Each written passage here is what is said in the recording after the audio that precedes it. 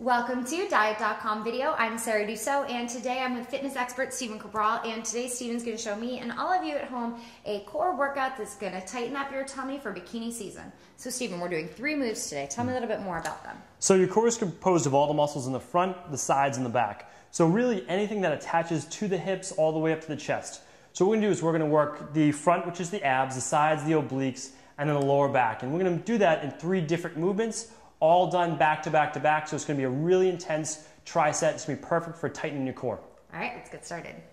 All right, so this first exercise today is going to be a one arm, one leg shin slap. So we're going to do a V up, and then what we're going to do is take the right arm, touch the left shin, like that, good, come back down, raise both arms overhead, and now the left hand is going to touch that right shin, good, and then back down. So we're showing you level 1. You're basically keeping your feet on the floor, except for the one that's touching, and then you're lifting all the way up. Now when you get more advanced, you can keep constant tension. So that means both legs off the floor, they never touch, and your head never touches either. So you see Sarah doing right now a shin slap, one side touching the other. It's almost like a bicycle crunch, but when you extend your legs and you extend your arms, you create much longer levers, and that makes it much more difficult. So if you're already good at bicycle crunches, you can already do 30 reps. It's time to move on to a more challenging exercise. Let's just do one more. Left hand coming, touching the right shin. So you do this exercise right here. That was for the abs. It stretches out your lower abs. Basically all those ab muscles engage, and your obliques even work a little bit to prevent you from sliding side to side. Do as many reps as you can, up to about 30, 15 per side. Then we're gonna flip over.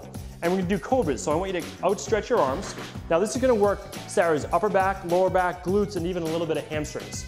So she's gonna pull her arms back. And what I want her to do, so I wanna show you on camera like this.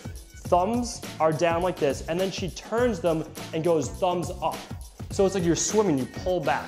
So she's gonna come here, palms down, and then go palms up, just like that. So practice the 2 different movements. So first it's just overhead, and then you pull back and up. See how she's squeezing her back muscles?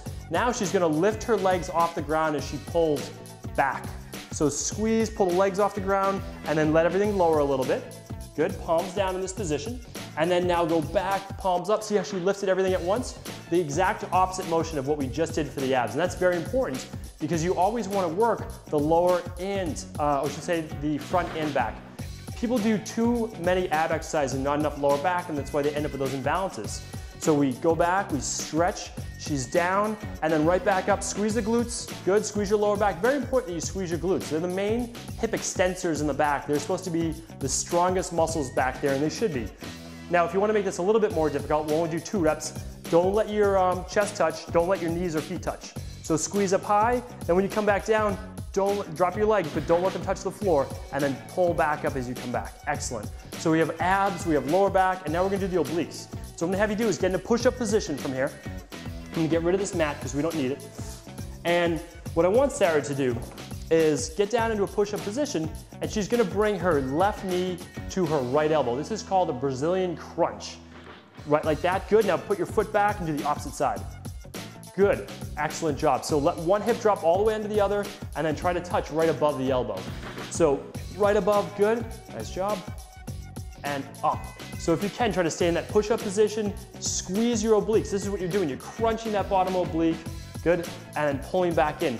Your goal is to hit about 15 to 30 reps for your first exercise for the abs, 15 reps of the cobras, and then flip over here and do about 20 to 30 total side-to-side Brazilian crunches, and that's an unbelievable tricep for your abs. And everything, I mean, all 3 of those exercises are going to tighten your core. Because remember, if you're only doing abs and you're only crunching all the time, it's going to actually pull your stomach out. It's going to tighten your hip flexors, and you're going to get that distended stomach look. So even some people with abs actually look like they have a distended stomach because they're so tight here and pulled back.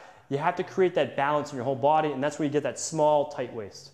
Thank you, Steven, for showing me those moves. My core definitely felt it just after 1 set, and hopefully you guys at home enjoyed this too. If you have any questions, leave them down below. Don't forget to watch our latest videos featuring Steven, and we'll see you next time. Bye.